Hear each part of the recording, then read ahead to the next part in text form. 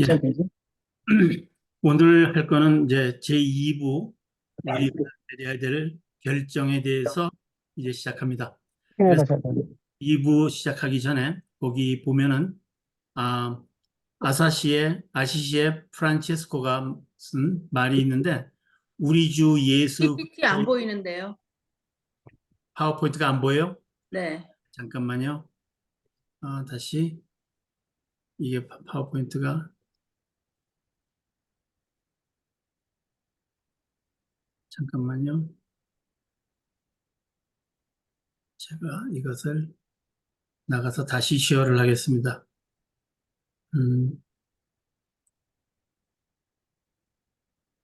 쉐어 스크린으로 가세요.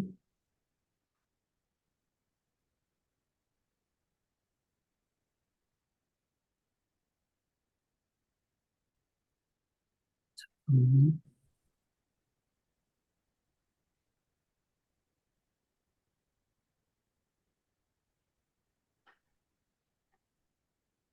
스크린 보이시나요, 이제? 네. 네. 죄송합니다. 자, 오늘은 아시시의 프란시스코가 얘기한 말을 갖다가 거기서 맨 처음에 책 81페이지에 인용을 했습니다. 우리 주 예수 그리스도의 발걸음을 따르게 하소서. 그것이 우리의 소원입니다. 그리스도를 닮아가고 그 발자취를 따라가는 것이. 그 다음에 토마스 아캄피스는 당신이 원하는 것을 당신이 원하는 만큼 당신이 원하는 때에 허락하소서 하고 주님의 주권의 모든 것을 맡기는 자세를 얘기하고 있습니다. 우리 제4과는 플랫 스크린으로 나오는데요. 예? 플랫 스크린으로 나와요. 그래요?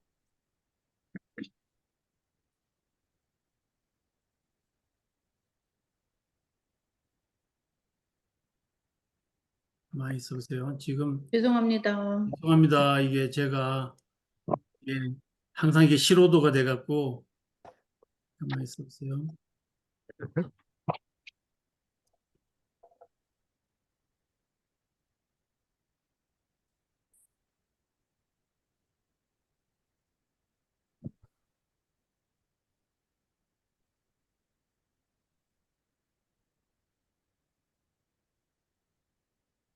됐습니다. 예,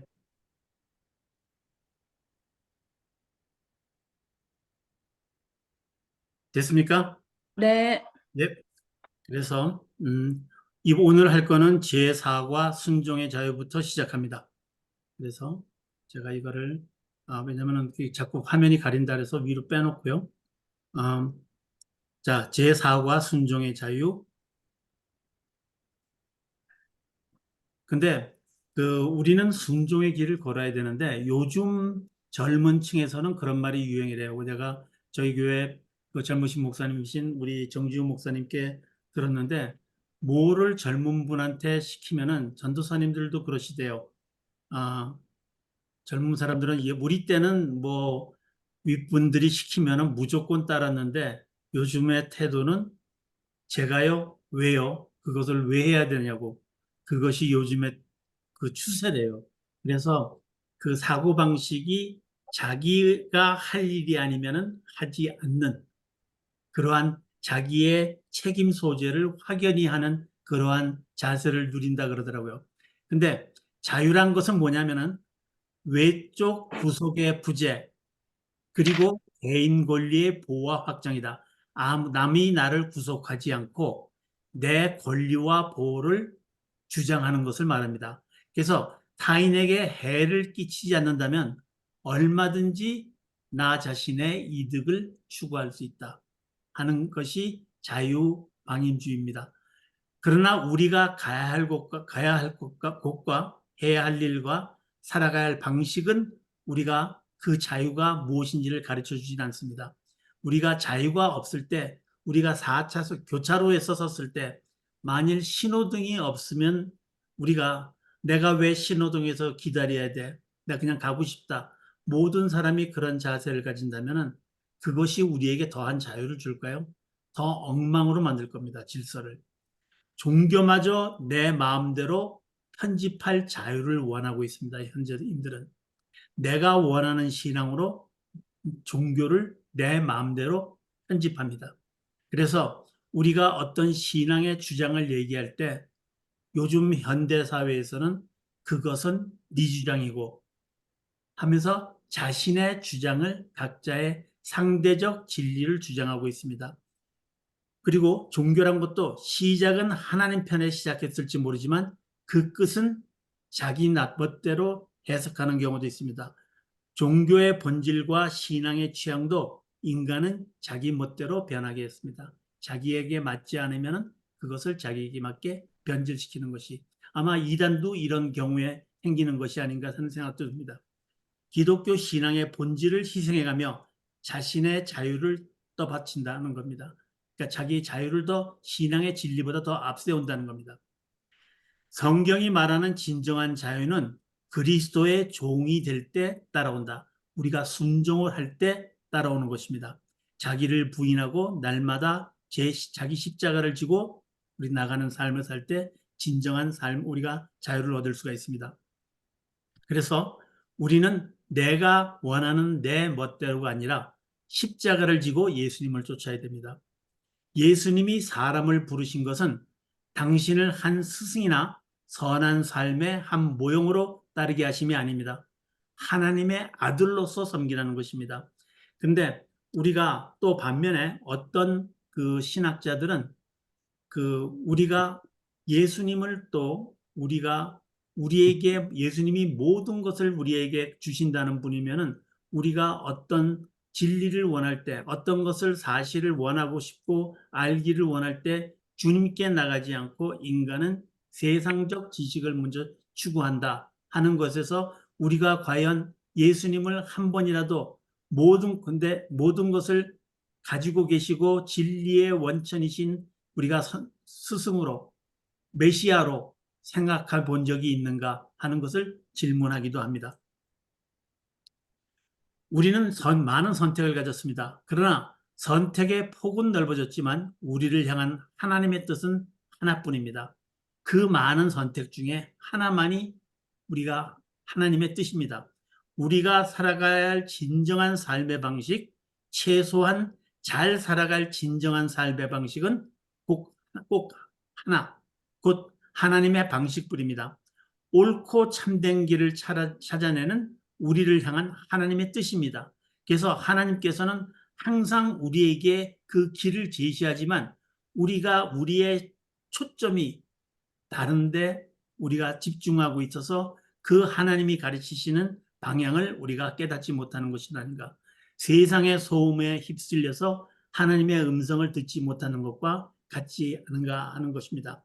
하나님의 뜻은 새로운 것이 아니라 우리가 이미 알고 있는 것이라고 저자는 주장합니다.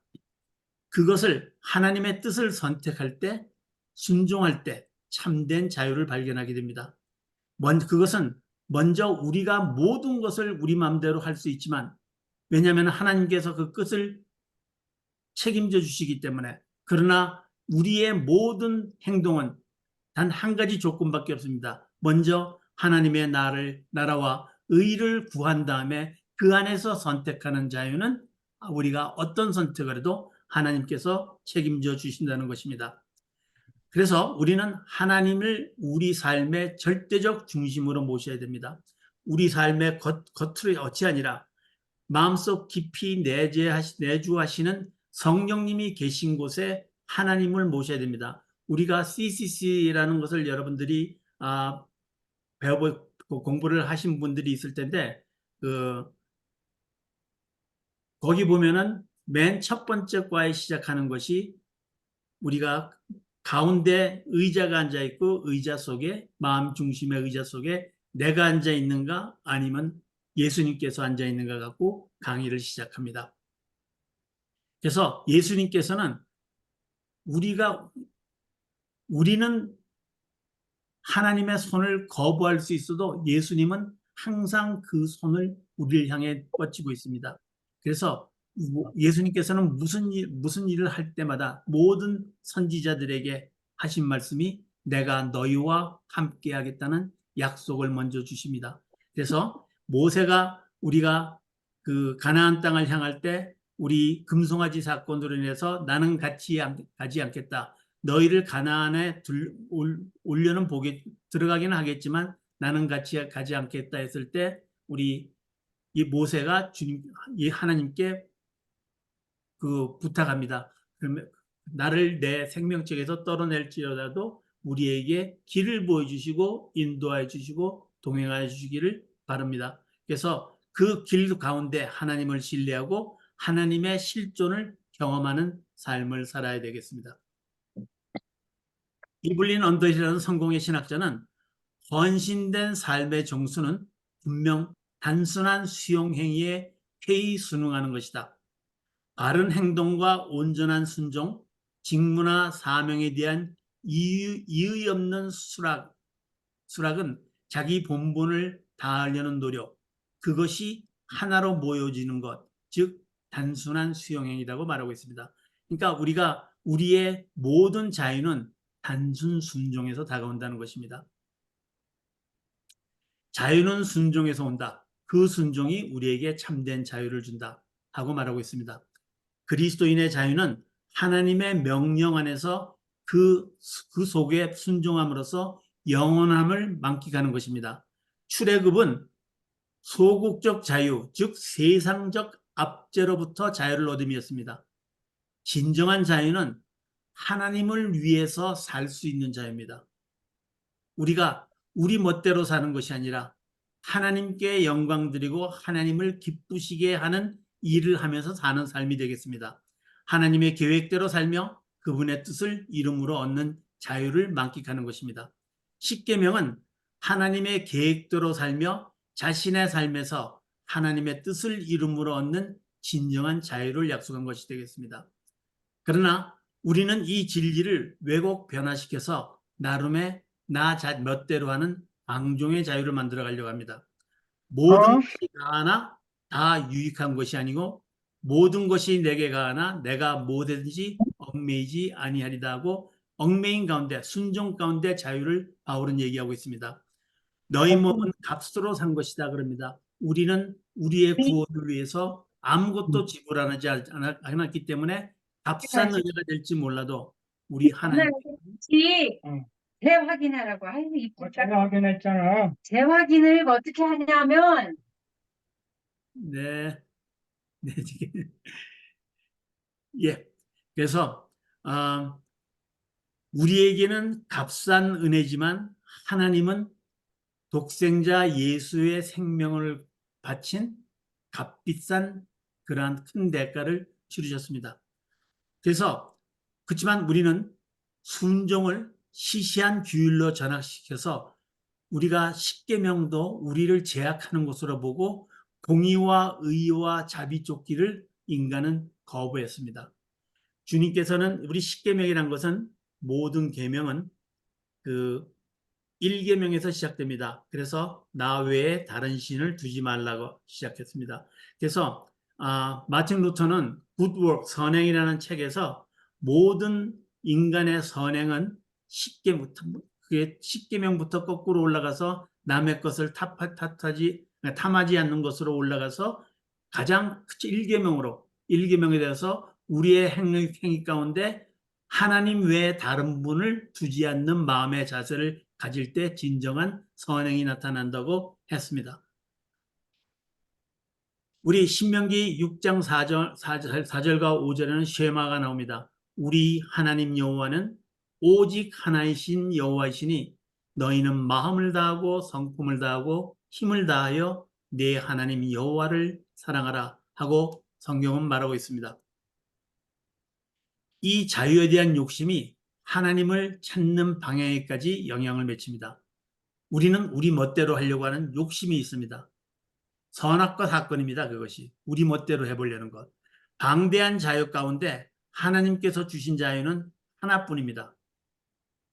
하나님의 주권 안에 순종하는 것. 그러면 모든 것이 해결됩니다. 결국 모든 자유를 선악과를 먹어야 마느냐 하는 것으로 몰아가고 있습니다. 하나님은 다른 모든 것을 허용했다는 의미는 하나님의 나라와 뜻 안에만 있으면 어떤 것을 택하든 자유라는 것입니다. 하나님의 주권을 인정하라는 것입니다. 그래서 선악과 사건은 하나님의 주권을 인정하는 문제지 단순 그것을 따먹었기 때문에 인간이 죄를 범하였다 아니었다가 문제가 아닙니다. 우리는 하나님을 마음에 두기에 거부하는 것이 인간의 죄입니다. 하나님께서 주신 자유는 우리 창세기에 보면은 생육하고 번성하고 다스리라는 생육, 번성, 지배를 통한 우주 전체로 확대하는 것입니다. 그것을 하나님과 합동하여서 또는 하나님의 대사로서 우리는 그 사명을 이어나가야 되겠습니다. 그것이 창조의 명령입니다. 그래서 창조는 하나님께서 이 세상의 주관자로 임관하신 날이라고 존 월턴은 얘기하고 있습니다. 하나님 영광의 나라에서 참된 자유 누림을 위해서 우리는 단순한 순종 아래 있어야 한다고 말합니다. 하나님의 주권을 인정하고 그의 나라와 뜻 가운데 있어야 된다고 마태복음 6장 33절은 얘기하고 있습니다. 하나님의 규칙 안에 살아간다면 어떤 선택을 자유롭게 택해도 하나님의 뜻 안에 거한다. 왜냐하면 로마서 8장 28절에 하나님께서 모든 것을 합하여 선을 이루시기 때문에 그렇습니다. 그분의 계획과 뜻은 완전하시기 때문에 그 어떤 것도 하나님께서 그것으로 합력하여 선을 이루시겠다 하면 그것을 거부할 수는 없습니다. 완전한 소유권을 주장하셔서 우리를 하나님께서 새롭게 하시고 변화시킵니다. 근데 우리 하나는 알아들게 하나님께서 변화시키는 것은 일반적으로 환경을 변화시키는 게 아니라 우리 자신을 변화시킵니다.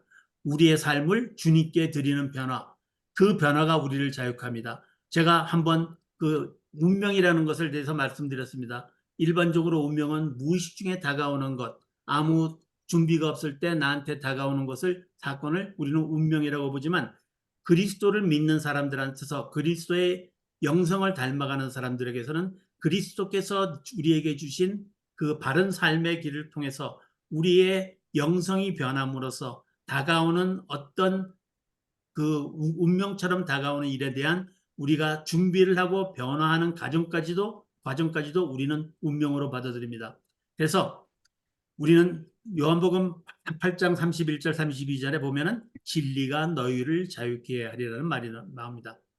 그분의 길이 좁은 것은 그 길 자체가 좁은 게 아니라 그분의 길이 좁아 보이는 것은 우리의 모든 것을 요구하시며 우리의 이기심을 내려놓기를 원하시기 때문입니다. 근데 우리가 그것을 하기 싫기 때문에 좁아지는 것입니다. 진정한 삶은 우리의 삶이 하나님께 드려질 때 주어지는 것입니다. 그러나 우리는 하나님께 드림이 아니라 내 마음대로 붙잡고 싶은 것을 붙잡음으로써 진정한 삶을 얻어나가려고 합니다.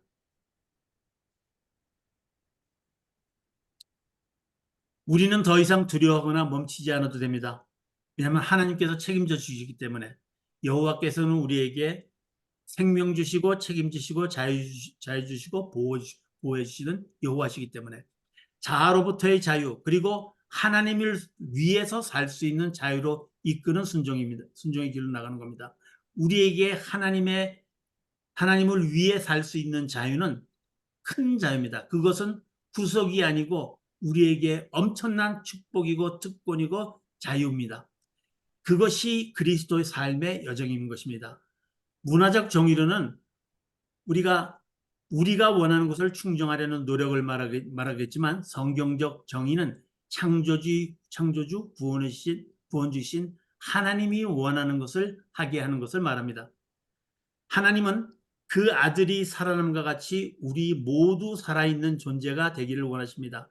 우리 몇 번 제가 말씀드렸지만 우리가 칼에 살이 비었을 때 죽어있는 살은 아물지가 않습니다. 살아있는 삶은 통증이 오지만 아뭅니다. 마찬가지로 우리가 고통 중에 있을 때도 살아있는 생명은 살아있는 영성은 우리로 하여금 넘어져도 오뚜기처럼 일어날 수 있게 합니다. 죽음의 십자가에서 다시 살아나신 하나님과 동행하며 살아있어 참된 자유를 만끽하는 삶을 살아야 됩니다. 십자가와 같이 어둠과 좌절의 순간이 와도 주님께서는 부활하셔서 우리에게 생명의 기쁨을 희망을 보여주십니다. 무슨 일을 하든 삶의 열매를 결정짓는 것은 우리를 향한 하나님의 뜻이며 진정한 자유를 부여하는 순종의 강도입니다.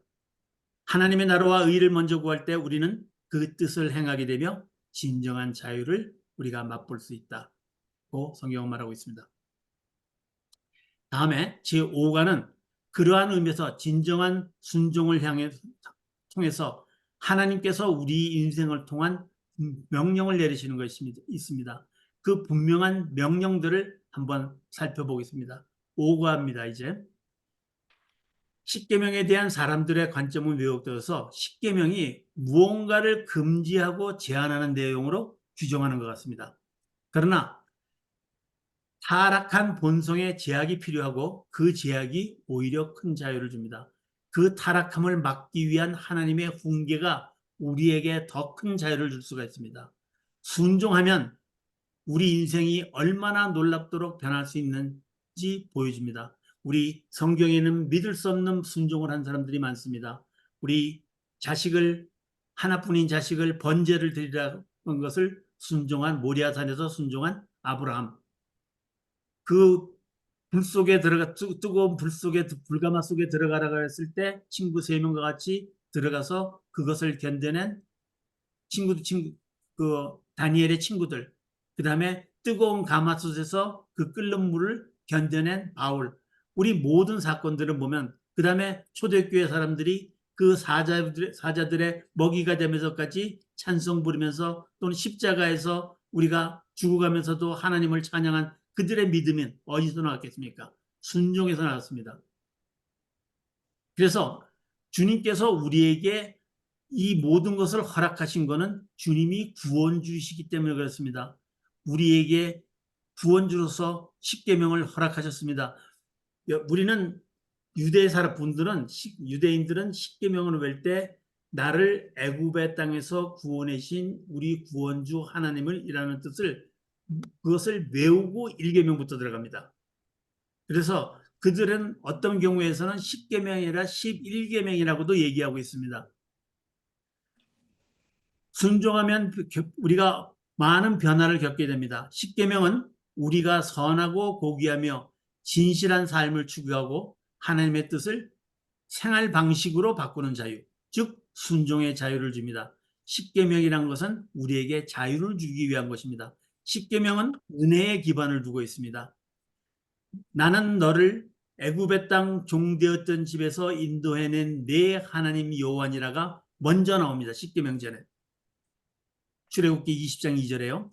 하나님이 백성에게 해야 할 일을 말하는 명령이 아니라 하나님이 이미 하신 일을 드러내는 사랑과 충성의 약속입니다. 내가 내 하나님이라는 것, 그것이 쉐마의 시작입니다. 은혜는 율법보다 앞서고 약속이 요구보다 먼저입니다. 그래서 하나님께서는 미리 베푸시고 그 약속을 하나님께서는 횃불로 향해서도 하나님 혼자 약속을 지키셨습니다. 무엇인가를 요구하기 전에 우리를 위해 하나님은 행동하십니다. 그 전에 무슨 일을 시키기 전에 또 우리를 먼저 훈련시키십니다. 십계명은 은혜가 암시하고 요구하는 삶의 방식을 요구할 뿐입니다. 우리가 구약에 보면은 많은 사건들이 우리가 현재 의학으로는 이해하지 못할 것들을 명령하십니다. 그러나 그 당시 사람들에게 그것은 하나님께서 점진적으로 그 백성들을 깨우치고 인도해가는 과정이라고 할 수가 있겠습니다. 하나님의 이름은 그래서 존재 이전의 분, 스스로 있는 자입니다. 우리 리로야 아임스라는 그 내비게이터의 리더십에 대한 굉장히 권위자 분이 이 글에 가서 쓴 게 있습니다. I am who I am. 존재 이전에 스스로 계신 그분 자체. 이름이란 것은 성품도 나타냅니다. 그러니까 뭐냐면은 나는 어떤 것의 존재 이전에 그것의 소스라는 것입니다. 그러니까 여러분들이 만일 누가 행복을 원하느냐? 내가 행복이다. 너희들이 영광을 원하느냐? 내가 영광이다. 너희들이 평화를 원하느냐? 내 자신이 평화다. 내 안에 모든 것이 허락되어 있다는 것을 말하기 때문에 스스로 존재 이전의 분이십니다. 그렇기 때문에 우리는 존재 이전의 분을 우리의 인식을 가지고 존재를 정의 내리길 수가 없는 것입니다. 하나님은 물리적 실제와 국경, 부족, 소유권 등을 초월하십니다. 우리는 그분을 정의할 수 없으며 창조자요, 구속자요, 심판자이신 그분이 우리를 정의하는 것입니다. 우리는 빛을 바라볼 수가 없습니다. 플라톤은 동굴이라는 것을 비유를 하나 썼습니다. 우리가 동굴 앞에서 우리가 동굴 속으로 보고 있을 때 우리 빛이 나서 우리는 빛이 동굴 속을 비추고 있는 그 한도까지밖에 우리는 볼 수가 없습니다. 그러나 우리가 동굴을 보는 게 아니라 그 어둠도 또한 우리를 바라보고 있는 것입니다. 우리는 하나님의 눈으로 그것을 바라보지 않으면 세상의 어둠을 다 볼 수는 없습니다.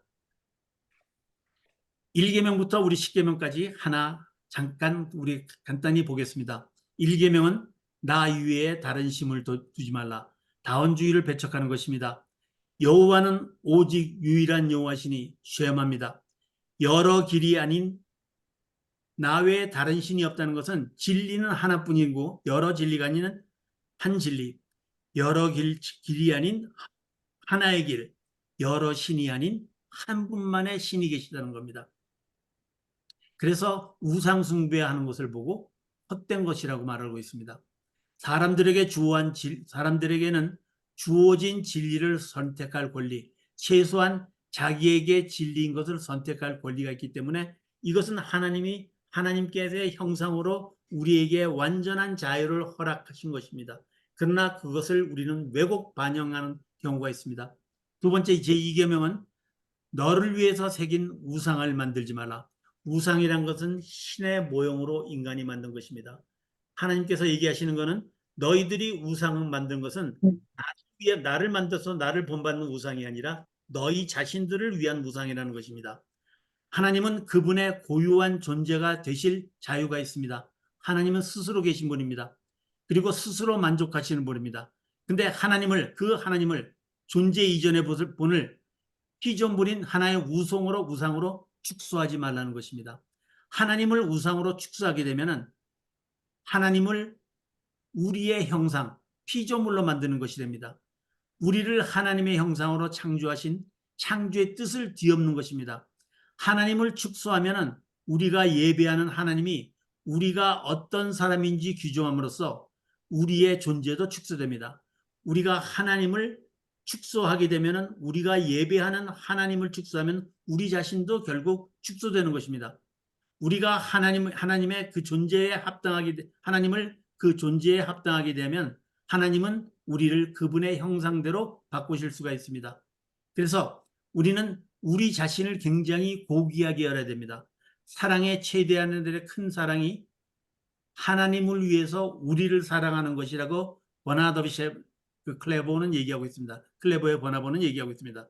진정한 예배는 그래서 크신 하나님을 예배하는 진정한 하나님을 예배하는 예배는 우리의 자아를 변화시킵니다. 자, 3계명 보겠습니다.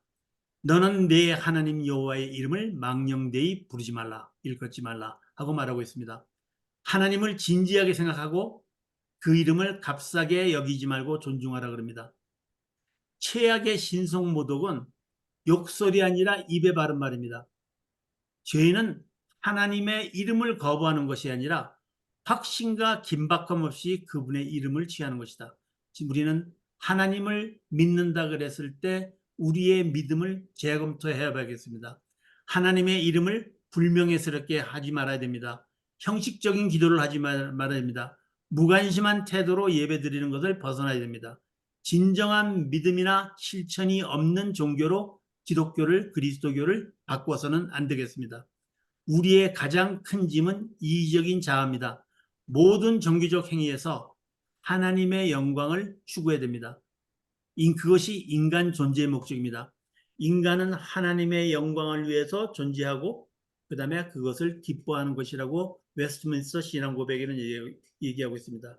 예수회의 영신수련 23번에도 우리가 하나님을 기뻐하게 하나님의 영광을 위해서 존재하는 우리에게 모든 피조물은 우리 인간을 위해서 창조됐다고 말하겠습니다.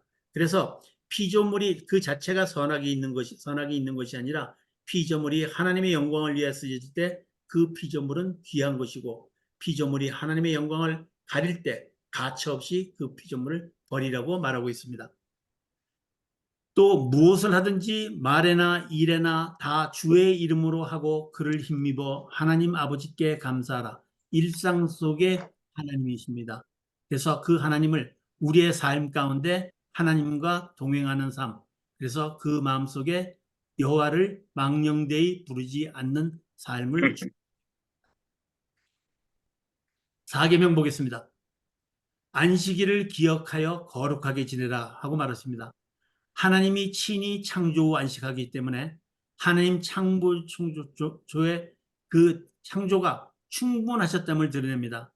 안식일은 거룩한 삶을 격려하기 위해서 그렇습니다. 우리가 받은 자비를 다른 사람들에게 베풀어야 함을 상기시키는 것입니다. 왜냐하면 모든 사람이 다 공평하게 이상하여 있지 않기 때문에 서로 안식일에는 일을 금함으로써 서로 돕는 것을 강조하는지도 모르겠습니다. 하나님은 우리를 일하는 존재로 창조하셨습니다. 엿새 동안은 힘써 네 모든 것을 행할 것이나 하고 일곱째 날은 안식하기를 원하십니다. 우리를 세상의 청지기와 관리인으로 부르셨기 때문에 그렇습니다. 게으름은 그래서 영혼의 적입니다. 엿새 동안은 우리가 열심히 일해야 됩니다. 일의 가치는 제한적이어서 그 자체로 일 자체가 열심히 하는 것이 우리를 구원에 이르게 하지는 못합니다. 결과는 하나님의 은혜이지 우리 인간이 만들어낼 수 있는 것이 합니다. 다시 한번 말씀드리면 7일대의 쉼은 하나님 창조의 충분함 때문입니다. 안식일은 6일까지 일한 것이 7일때 쉬어도 충분한 것을 말하고 있습니다.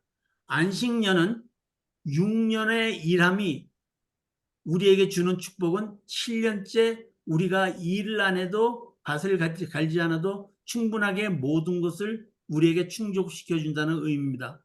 더더욱 나가서 희년이 나올 때는 일곱 번째 안식년에 7년씩 7번씩 지나서 그 다음에 우리가 희년이 올 때는 우리가 두 해를 안식년과 그 이듬해인 희년 2년을 우리가 아무것도 안 해도 하나님께서 충분히 모든 것을 허락해 주신다는 것을 뜻하고 있습니다. 그러나 영혼의 적은 우리가 하나님께서 허락하시기 때문에 게으름고 방탕하는 것입니다. 방탕은 시간을 낭비하는 것입니다.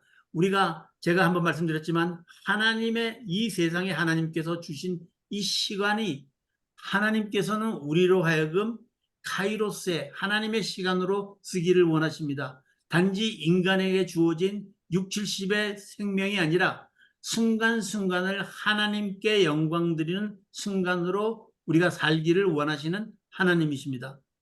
그래서 우리가 세상에 살면서 우리 헬리나 오웬의 탕자의 귀향을 할 때 우리 첫째 아들의 그 외면적으로는 편하고 충성된 자식 같았지만 마음속으로 불안한 불만에 쌓인 삶을 우리가 공부한 적이 있습니다.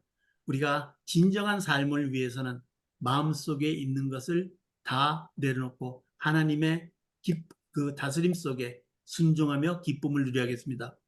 5계명은 내 부모를 공경하라입니다. 부모가 공경할 받을 자격이 있든 없든 그 유무에 상관없이 공경하랍니다. 거기에 어떤 조건이 붙지는 않았습니다. 조건적 약속이 붙어 있는 계명은 순종하면 장수와 번영을 누릴 것이라는 결과론적 말씀을 해주고 있습니다. 때로는 권위가 오용된다 하여도 권위의 필요성이 없어지는 것은 아닙니다. 아무리 부모가 자식에게 어떤 경우에 있어서 모질게 해도 그래도 그것을 부모의 권위는 반드시 지켜야 될 필요가 있는 것입니다. 갈등의 종류에 따라서는 드러난 갈등이 강압된 평안보다 낫다. 우리 첫째 아들에서 봤죠. 어떤 강압된 평안을 누리는 것보다는 드러난 갈등, 그것이 문제 해결에 더 빠른 길인지도 모릅니다. 6계명은 살인하지 말랍니다. 다른 사람의 피를 흘리면 그 삶의 피도 흘릴 것이라고 우리 살인하지 말라는 하나님의 형상이기 때문에 살인하지 말라는 것이 노아 시대에 처음으로 드러납니다.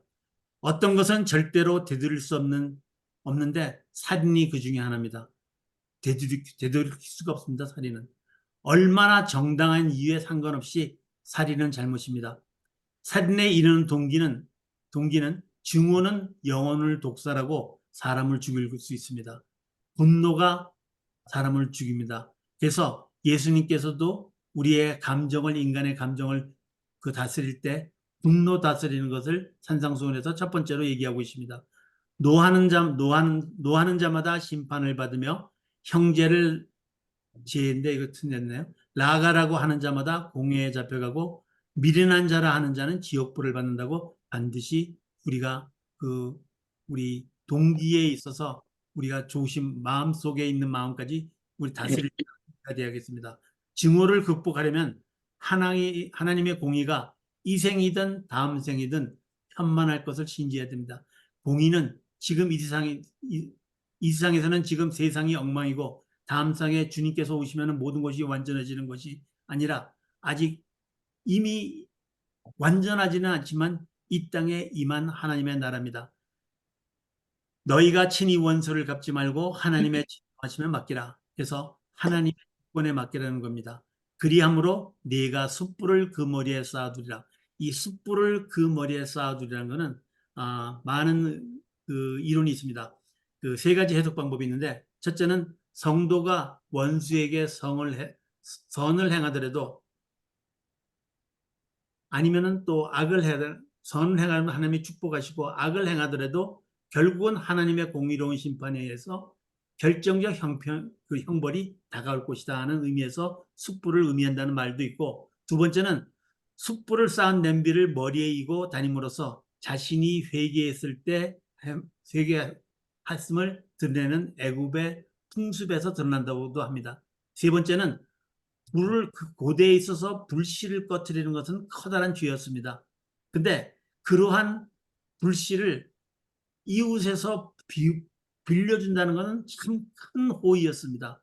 마찬가지로 불씨를 빌려주는 그러한 호의와 같이 우리가 원수를 갚지 않는 것도, 직접 갚지 않는 것도 하나님 앞에서 큰 호의를 베푸는 것이다는 의미에서 말하고 있습니다. 진정한 보복은 안 갚음이 아니라 관용입니다.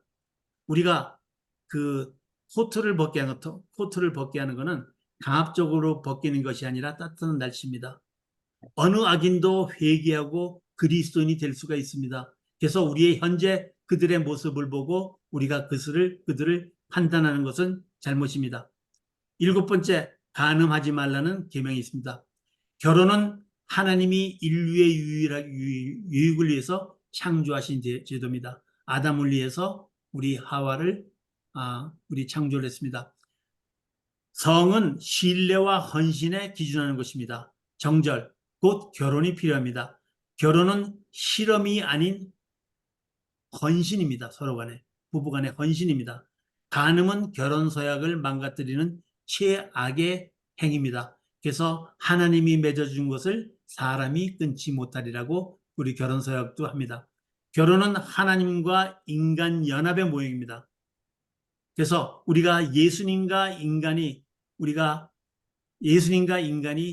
인간이 하나의 신부로서 나중에 결혼하는 것도 하나의 예표입니다. 인간의 몸은 하나님이 또 거하시는 성전입니다.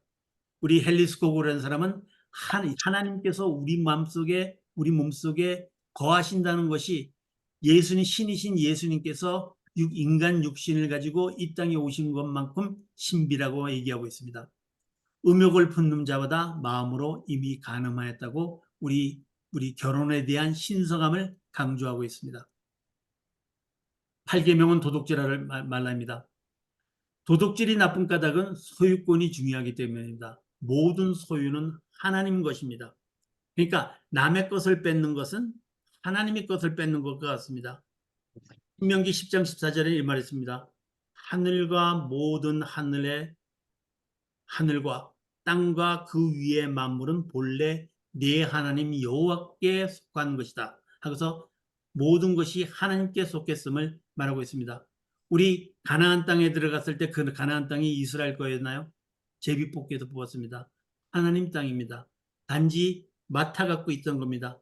그래서 청지기란 것이 우리가 피듀시어리 두리를 갖고 있다는 것은 우리가 청지기 소명을 갖고 있다는 것은 모든 것이 다 하나님 소관이고 우리 인간은 모든 것을 다 하나님께 돌려드리고 빈손으로 가게 되어 있습니다. 우리 희년이라는 것도 그렇습니다. 하늘나라에 가면 완전한 희년이 이루어질 거고 우리가 예수님이 오심으로 해서 이 땅에 희년이 선포되었지만 희년이란 것은 땅을 다 자기 땅이라도 원주인의 무르고 노예를 해방하고 모든 가지고 있는 부채를 탕감시켜주면서 모든 사람을 완전한 자유인으로 되돌려주는 창조 본연의 자유로 돌려주는 하나님의 뜻이 거기서 드러나고 있는 것입니다. 하나님은 정의에 대한 헌신에 빠진 공허한 종교 행위를 책망하고 있습니다. 정의를 물같이 공의를 하수같이 우리는 라는 말이 아모스에 있습니다. 해결책은 근면한 노동과 신실한 청지기 정신으로 이 땅을 사는 것입니다. 그래서 영신술은 23번 아까 말씀드렸지만 모든 피조물들이 하나님의 영광을 위해 쓰일 때 그 피조물은 선한 것이고 모든 피조물이 하나님의 영광을 가릴 때 쓰여진다면 그것은 악이 되는 것입니다. 자, 9번째, 거짓 증거하지 말라. 사법체제의 진실성과 사회 질서의 안정성은 사람들의 관계 속의 신뢰성 여부에 달려있다. 우리가 재판부를 요새 한국도 문제가 많지만 재판부에 대한 신뢰 부족, 또 일반 사람들의 사고, 정의로운 공의에 대한 사고 등을 생각해 봐야겠습니다. 구약시대 율법은 증인을 두세 명 요구해야 그것이 진정한 증거가 되고 있습니다. 그러나 거짓 증언을 한다는 것은 거짓 증언과 불공정한 저울 등은 엄격히 처벌했습니다. 구약시대에.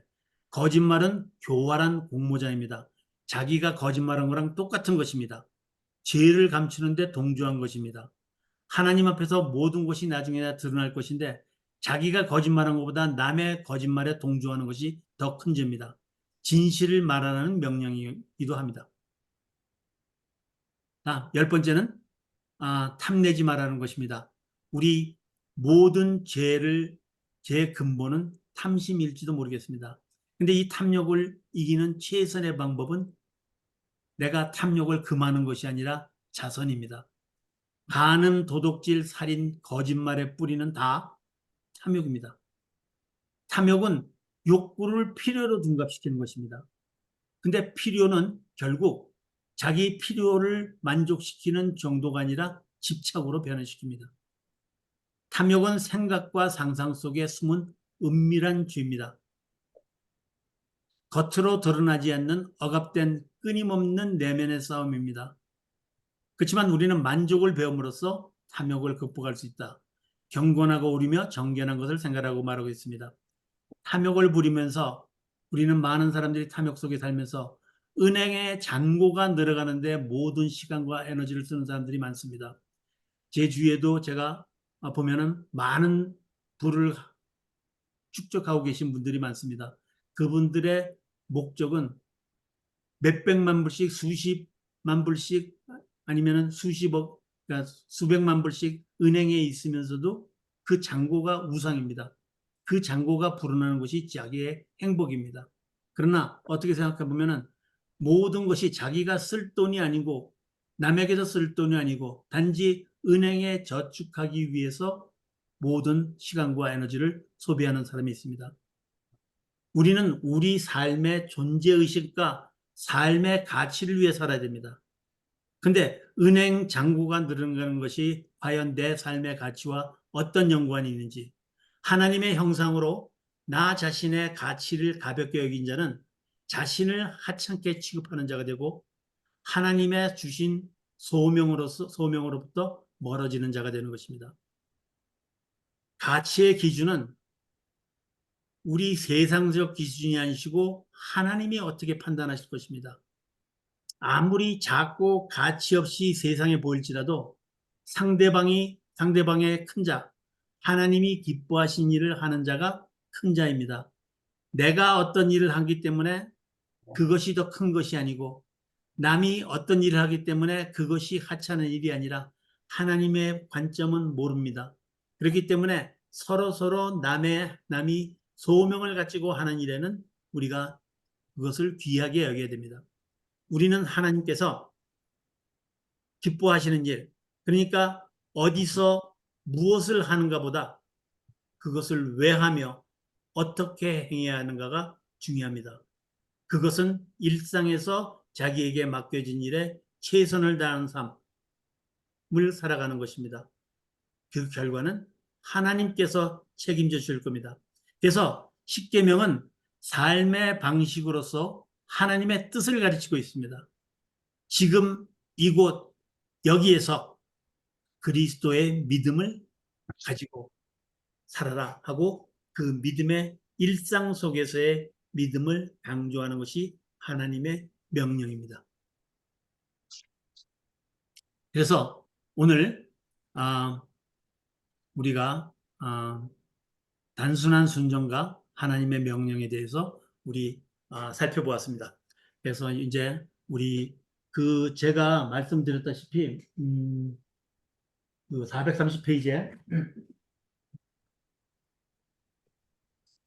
우리 4과 5과에부터 보면은 질문들이 있습니다. 여러분들이 그 질문들을 한번 순종의 자유와 그 순종의 자유는 5가지 문제, 그 다음에 우리 인생을 향한 하나님의 분명한 명령 그래갖고 432페이지와 433페이지에 드러나 있습니다. 그래서 여러분들이 한 번씩 여기서 문제를 한번 읽어보시고 그 다음에 이 문제도 좋고 질문 있으시거나 또 오늘 우리 공부한 내용에 대해서 코멘트 우리 한 분씩 돌아가면서 질문 있으신 분들 질문하시고 또 코멘트 있으신 분들 말씀 한 마디씩 나누시면 되겠습니다. 자, 우리 오늘 또 많은 분들이 오셨는데 우리 사무엘 김 집사님 한마디 하시겠어요? 묵음돼 있습니다 지금. 그렇게 됐어요. 네.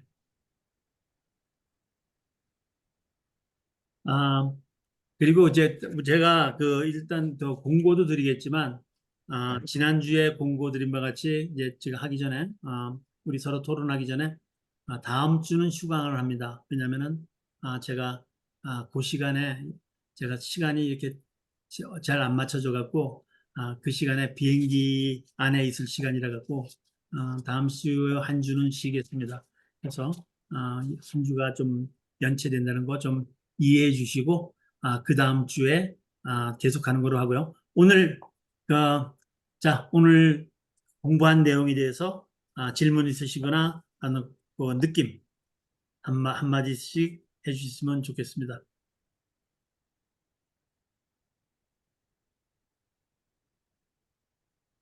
자, 제가 지명을 해야 되나요? 우리 그래도 우리 열심히 참여하신 우리 정성기 목사님, 뭐 책을 읽기가 많이 지금 뭐 뒷부분까지 많이 읽으신 것 같은데, 어, 됐어. 한 말씀 해주시죠.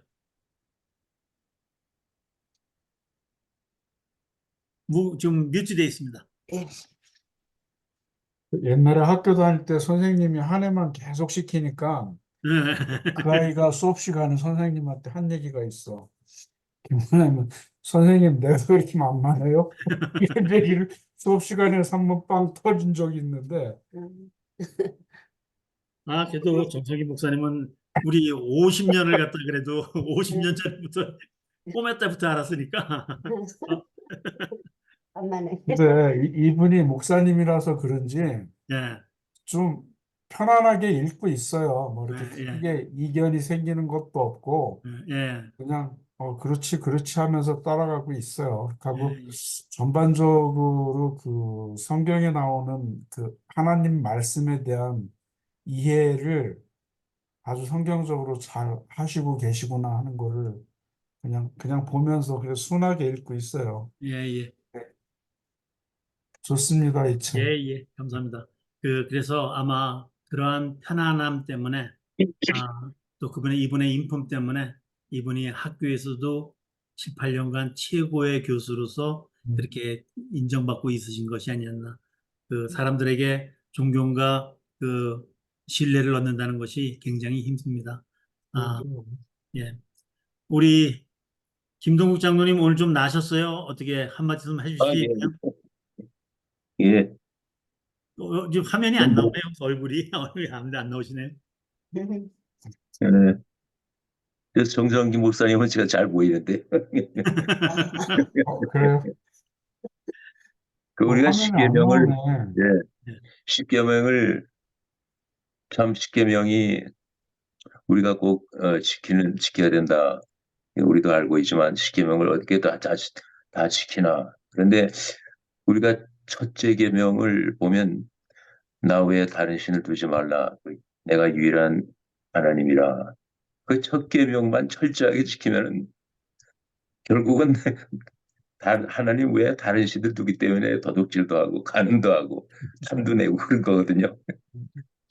그거 1계명만 철저히 지키면 다 해결될 것 같아요. 예, 예. 예. 그것이 루터의 주장입니다. 예, 일계명이 모든 계명을 함축하고 있다는 거예요. 예, 예. 그래서 루터의 Good Works라고 거기 그 책에 보면은 이제 10계명부터 거꾸로 올라가서 모든 것에 그 선행의 비결은 1계명으로 돌아간다 하고 예. 주장하고 있는 것 같습니다. 예, 예, 감사합니다. 우리 제디 목사님 몸 괜찮으세요? 네, 또 기도해 주시고 신경 써 주셔서 많이 좋아지고 있습니다. 예, 감사합니다. 예, 예. 네, 오늘 오늘 뭐 또, 예, 네, 오늘 또 이렇게 준비해 주시면서 이렇게 많은 시간 이렇게 또 오늘 준비해 주시고 또 이렇게 열정적으로 또 가르쳐 주셔서 감사드립니다. 아까 그 강의해 주신 내용 중에 그 십계명을 저희들에게 준 이유는 이게 너무 좁은 길로 가는 것이 아니라 그만큼 하나님께서 어떻게 보면은 원하시는 게 확고하시다라는 거죠.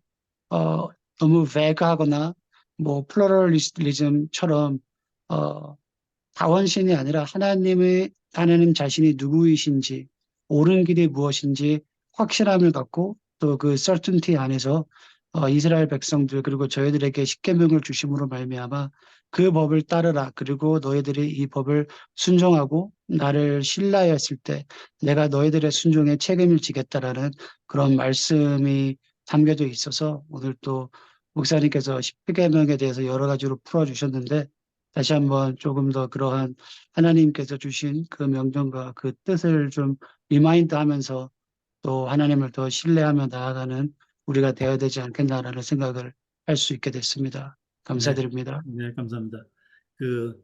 우리 구약 성경에 보면은 율법에 613개가 있는데 그 염려하지 말고 두려워하지 말라는 것이 365개가, 뭐를 하지 말라는 것이 365개고, 그 다음에 그러니까 365개가 나온다 그러고, 그 다음에 율법을 갖다가 읽어보면 우리가 다 이런 거를 어떻게 지켜 하는 것이 나오는데, 우리가 그 계명을 다 지킬 수 없기 때문에 더더욱 우리는 하나님께 의존해야 되는 존재가 아닌가.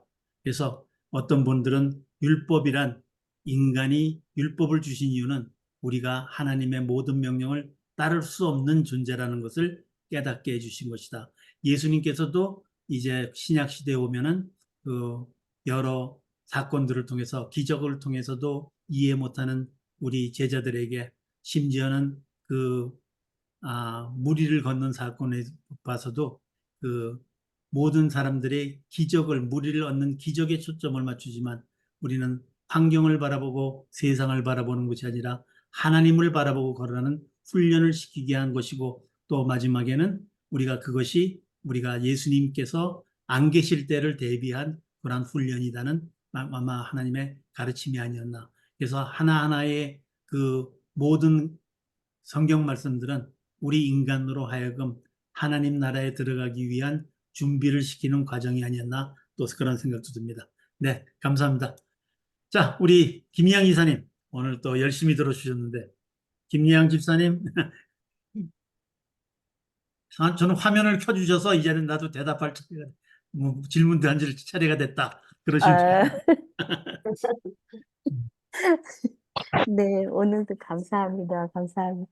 저도 오늘 그 십계명, 인간에게 십계명이 창조주신 하나님이 주신 매뉴얼이고 우리가 그 안에 살아가는 그 운영 원리가 다 들어있다는 그 말씀. 그래서 우리가 더 행복하게 살기 위해 돕기 위해서 그렇게 주신 거라는 거에 예, 좀 감사하고요. 예, 그리고 온전히 순종할 때 더 깊은 자유를 누린다는 거예요. 예, 예, 네. 예, 감사합니다. 근데 더 순종하는 게 어떤 건지 아직은 잘 아, 모르겠는데, 아, 예, 그 감사합니다. 뭔지 모르지만 그 네, 길을 가다 보면 기쁨이 넘치고 또 마음의 평안이 올 때 우리가 네, 그것이 순종의 길이 아닌가. 네. 예, 예, 감사합니다. 자, 나머지 분들은 우리 김정필 집사님 한 말씀 해줄 수 있어요? 아니면 지금 듣기만 계신가? 예, 예, 듣고만 있습니다. 예, 예. 한 말씀 하실래요?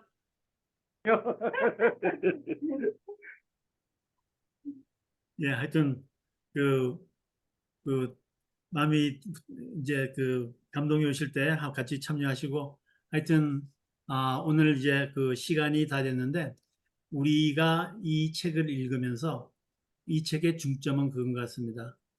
우리는 저도 항상 그랬지만 그 뭔가를 하나님께 순종하고 하나님의 길을 따른다는 것은 뭔가 큰 거를 해야 되는 것처럼 근데 내가 주어진 일상에서 내가 최선을 다할 때 그것이 하나님의 기뻐하신 일이 아닌가.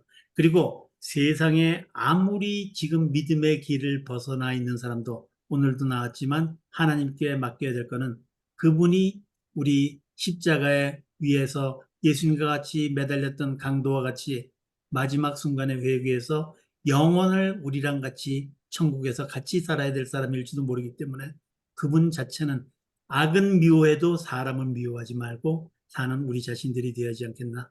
하여튼 오늘 여러분 참여해 주셔서 고맙고요. 하여튼 제가 다음 주는 조금 한 주를 비게 됐습니다. 죄송스럽게 잘 안 빠지는데 제가 우리 저희 딴 모임도 이런 모임인데 2년 동안 한 번도 안 빠졌었는데 어떻게 그렇게 됐습니다. 그래서 이해해 주시기 바라고 다음 주에 우리 3, 4가 4, 5가 있으니까 6과 7과 그래서 우리 다음 주에는 6과 7과에서 작은 일에 충성한 삶과 선택에 관해서 우리 같이 나눠보겠습니다. 그리고 제가 다음번부터는 그 뒤에 연구 문제를 가지고 우리가 한두 문제 각 챕터에서 하나 정도 골라갖고 같이 우리 거기서 느낌을 같이 나누는 시간도 가지도록 하겠습니다. 오늘 하여튼 참여해 주셔서 고맙고요. 우리 오늘은 우리 김사무엘 집사님 마침 기도 한번 해주시겠어요? 뮤트돼 있습니다, 지금 묵음돼 있습니다. 제가 하겠습니다. 그러면 예, 기도하겠습니다. 사랑과 은혜가 많으신 아버지 하나님 감사합니다. 주님께서 또 특별히 은혜 주셔서 저희가 이렇게 함께 모여서 하나님의 뜻을 마음속에 새기는 귀한 시간 가졌습니다. 저희의 마음속에 있는 모든 평안과 위안이 주님의 말씀으로부터 나오는 것을 저희가 알고 있습니다. 저희 세상적으로 살 때 저희의 억압이고 불편한 같이 여겨지는 그 순종이 저희가 단순 순종으로 주님께 따라갈 때 그것이 저에게 얼마나 큰 기쁨과 우리의 마음속에 즐거움을 주는지를 깨닫는 귀한 삶을 살 수 있는 계기가 되는 이 모임 될 수 있도록 주님 인도하여 주시옵시고 우리 다음 주에 이제 쉬지만 그 다음 주에 만날 때까지 한 분 한 분의 건강과 안녕을 지켜주시고 주님과 함께 사는 그러한 삶을 살 수 있는 우리 모든 공동체, 우리 구성원 한 분 한 분이 될 수 있도록 축복하여 주시옵소서.